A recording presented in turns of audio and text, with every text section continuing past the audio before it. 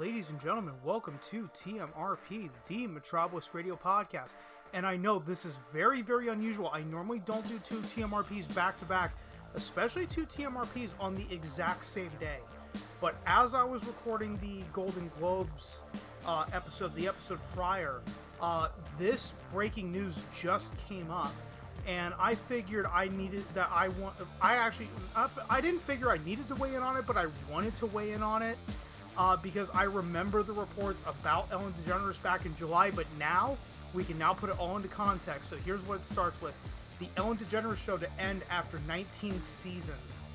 At the end of a rocky 2020 to 2021 season, following a toxic workplace environment controversy and amid declining ratings, Ellen DeGeneres is ending her daytime talk show. DeGeneres' current contract takes the Ellen DeGeneres Show through the upcoming 21-22 season, the show's 19th, and it will now be the program's final chapter. So this could just be the fact that her contract has expired, but I'm not going to pull the cart before the horse. I'll make that point. I'll make that point later on. Blah blah blah. Like this past year for the show, the announcement of its end was messy, with the news leaking to a tabloid, the Daily Mail. That's a British tabloid. Which broke it early Wednesday morning, thwarting DeGeneres and the show's producer. Warner Brothers plans of announcing the news on their own terms. DeGeneres will speak about the pending end of her daytime talker in the Ellen opening monologue. She will be taping later today, blah, blah, blah. It doesn't matter. But am I at all surprised that the show is going off the air? No, not really. Given a couple of things, given the fact that she has been public about wanting to retire for the last few years now, and given all this coming from the New York Times, I think it was written about a year ago. This is written back this is March of 2021. But Ellen DeGeneres loses 1 million viewers after apologies for toxic workplace. When Ellen DeGeneres returned from a summer hiatus to open the 18th season of her daytime talk show in September, she came armed with an apology. I learned that things happen here, blah, blah, blah. It doesn't matter. All corporate bullshit speak. Basically, I'm sorry that I got caught. Viewers tuned in for the apology. This year's season over had the highest ratings for an Ellen premiere in 4 years, and then they tuned out. Ellen has lost more than 1 million viewers since September, according to the research from Nielsen, averaging 1.5 million viewers over the last 6 months, down from 2.6 million in the same period last year. So the Ellen DeGeneres Show was not a rating smash hit. We're talking the 2.6 million in the same period last year. This comes pre-controversy. 1.5 is post-controversy. So when you're seeing, Ellen DeGeneres, I think, had like a 37% decline in ratings. 37% from 2.6 million is not that many people. By comparison, if she had 10, 15 million people per episode tuning in, yeah, that's a lot of people. That's gonna make major news. The decline has come at a time when workplace behavior in Hollywood and elsewhere has come under intense scrutiny against the backdrop of protests and social change, blah, blah, blah. It is a startling setback for one daytime television's most successful franchises and for Miss DeGeneres, who was at the forefront of an earlier cultural shift when as a star. Yeah, that's why, for those that don't remember, that's why her sitcom got canceled. I think it got canceled in the late 90s, because she basically made the announcement on the show that she was gay, and it got yanked from the air. The show's loss of more than 1 million viewers translates to a 43%. Okay, it was 43%. I said 37. But again, 43% from 2.6 million is not that many people by comparison. So many people are fixating on a 43% decline, but the show was already had low ratings. So it's like, okay, are you talking 43% decline from what? Are you talking 43% decline from 15 million people or 2.5 million people? Because you're going to get two completely different numbers there. But let's continue. Representing a steeper drop than any of its competitors, the TV season Ellen, the winner of dozens of Emmys since it started in 2003, is no longer in the same league as traditional TV rivals like Dr. Phil, 2.5 million. I'm actually shocked he's getting that low. But again, it's also Dr. Phil, and he's always been garbage. And Live with Kelly and Ryan at 2.7 million. I actually watched it when it was Regis and Kelly. And then left after, and then I stopped watching once Regis filled him up the show. And I know and I know some people are like, well, you know, it originally was live with Regis and what was her name? Ripa. Fuck it, Duck. What was her name? Was it Kelly Ripa or something like that? No, it wasn't Kelly. No, it wasn't Kelly Ripa. Yeah, I can't remember. I can't remember the name. God damn it! I'm gonna have to look it up. Why? I'm gonna. Yeah, what's her name? Ripa. It was Kelly Ripa. No, that might have been Kelly right now. Who was the first one? Who was the first one on that show? I genuinely cannot remember. Son of a bitch, I genuinely cannot remember. Who was on there? Here we go. Let me look it up here. I know Wikipedia is not like the but I think she's on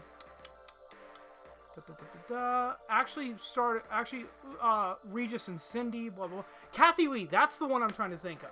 Not Kelly Ripa, Kathy Lee. Yeah, because I think Kathy Lee went on to The Daily Show at one point. Not the Daily Show. No, that was Jon Stewart. NBC, The Today Show. That's what it is.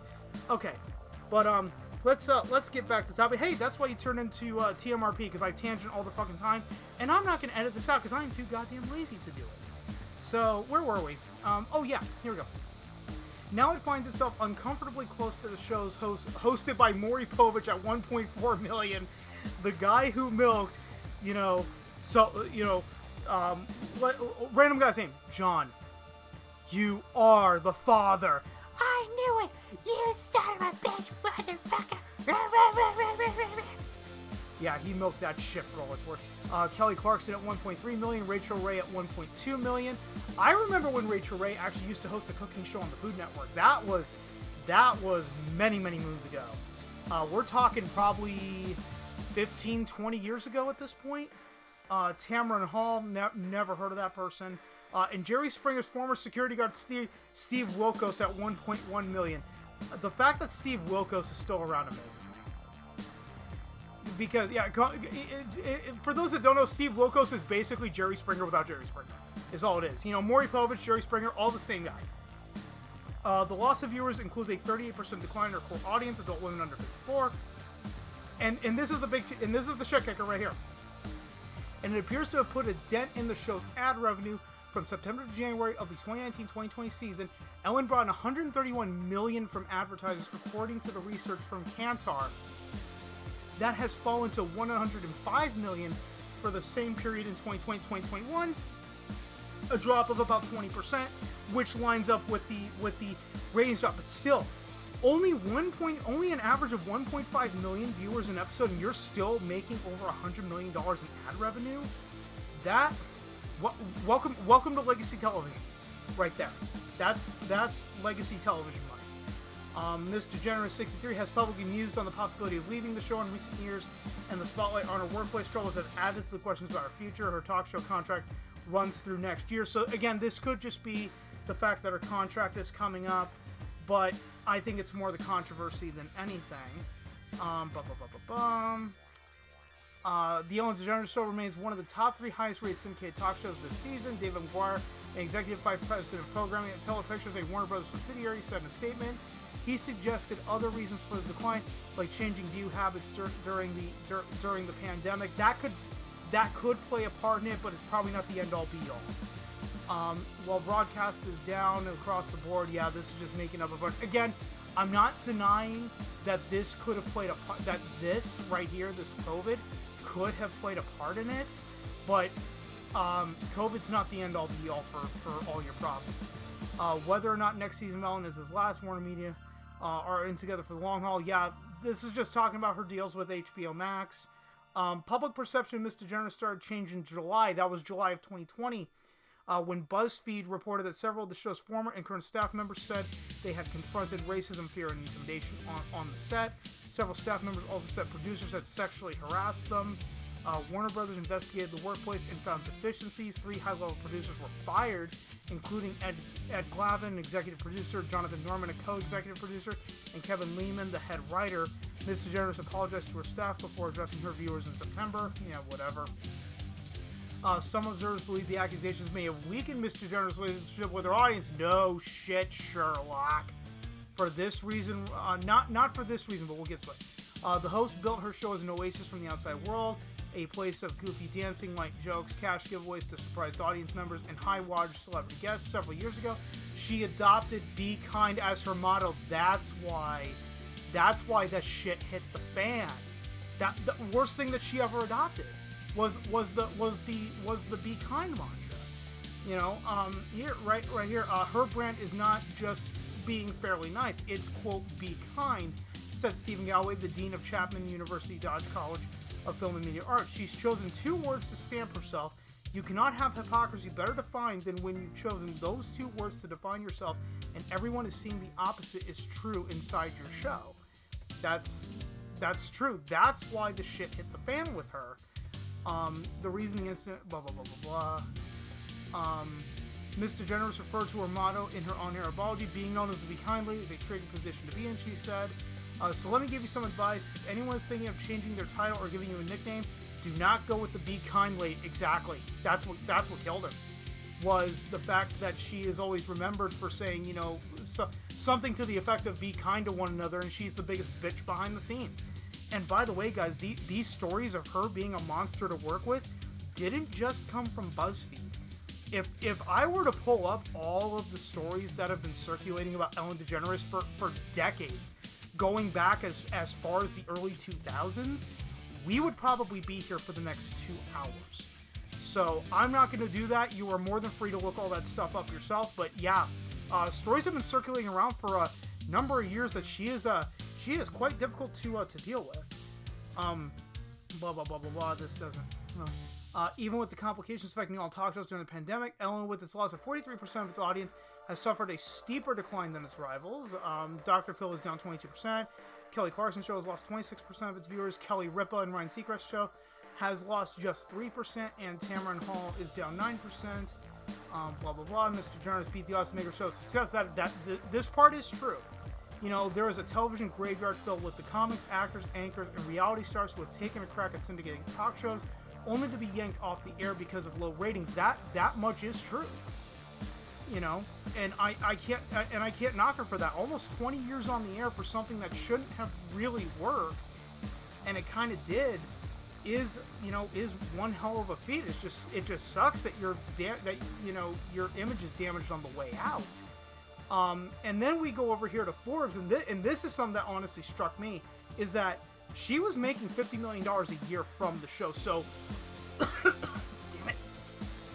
So basically, half that advertising revenue, it was essentially going to pay her salary. Blah blah blah. In an exclusive interview with the Hollywood Reporter, Ellen DeGeneres announced that she would end her popular daytime talk show after the upcoming 19th season. The program has been a cash cow for the community. She makes more than $50 million each year from the show, Forbes estimates. So this number may not be exact, but it's probably close enough. They're just rounding up. But she's faced controversy, blah, blah, blah. Yeah, all this stuff doesn't really matter. But yeah, so here you go. $105 million in ad revenue from, $131 million. So essentially, almost half the advertising revenue is just going to pay her salary. That much is ridiculous, but welcome to being on a show lasting for 20 years. But at the end of the day, is anyone genuinely surprised that the show is getting shit canned? Especially when stories like this were coming out. Now this was initiated by Brad Garrett, Leah Thompson, who played I think she was Jennifer in Back to the Future, in the first movie. If I'm not mistaken. No, I don't think so. Let me look that up, because I don't want to look stupid. And even better if I make myself look stupid. Leah Thompson. Yes, she was in the first Back to the Future. Okay, yeah, no, she was Lorraine. Okay, no, because Jennifer was was that Elizabeth Shue? I think that was Elizabeth Shue, but I'm not gonna look it up because I don't care. I've already made myself look too stupid. Blah blah blah. Leah Thompson agreed with Brad Garrett's claim that it was common knowledge that Ellen DeGeneres mistreated people. Leah Thompson seconded Brad Garrett's claims that it was common knowledge that Ellen DeGeneres mistreated people on her show amid negative reports.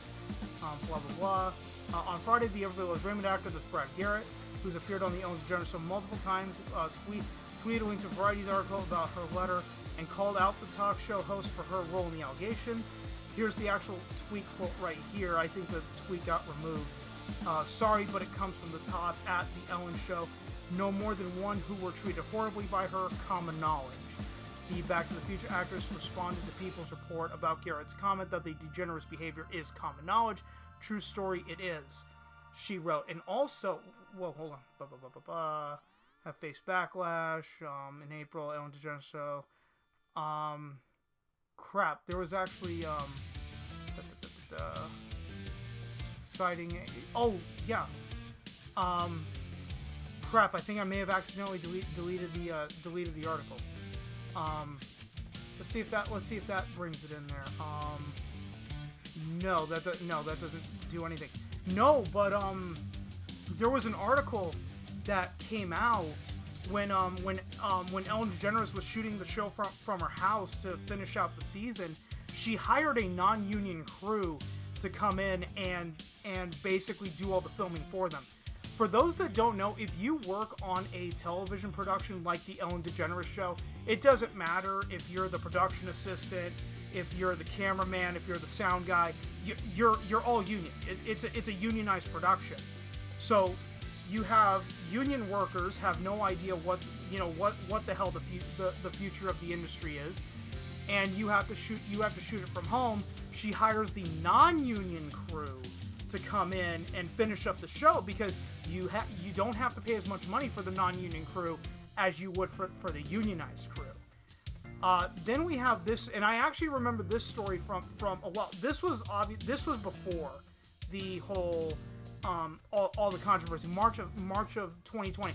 I've personally never heard of her, so I'm not going to pretend to know who she is. YouTuber Nikki Tutorials called out Ellen DeGeneres in a Dutch TV interview after appearing on her show.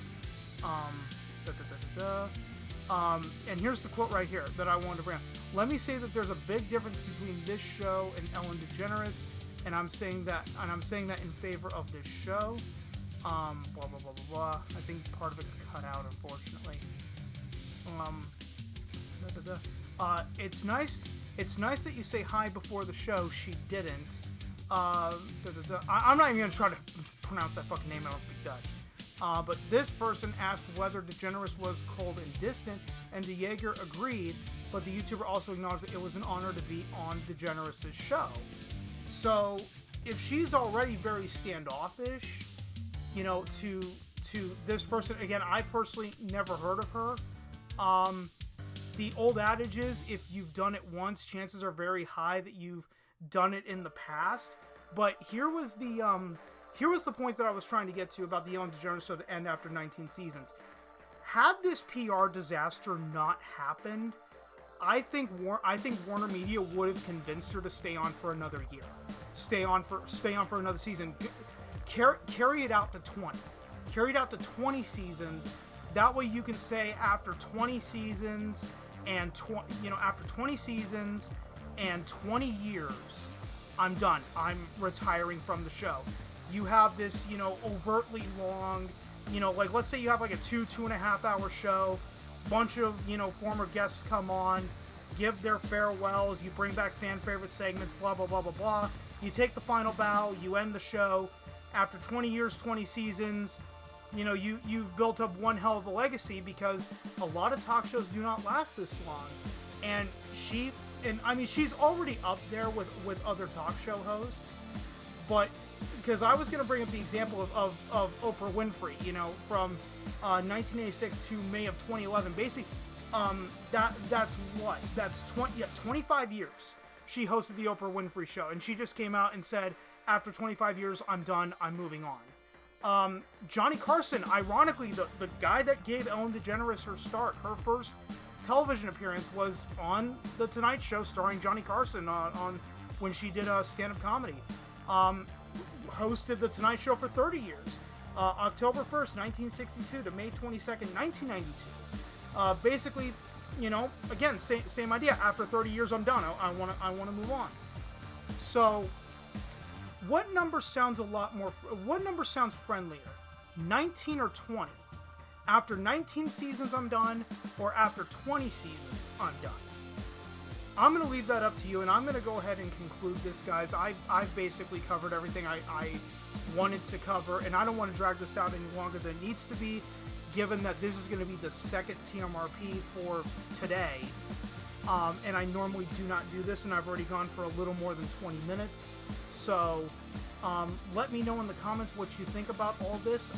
Like I said, guys, this is going to conclude TMRP, the Metropolis Radio Podcast, and I will see you guys next time.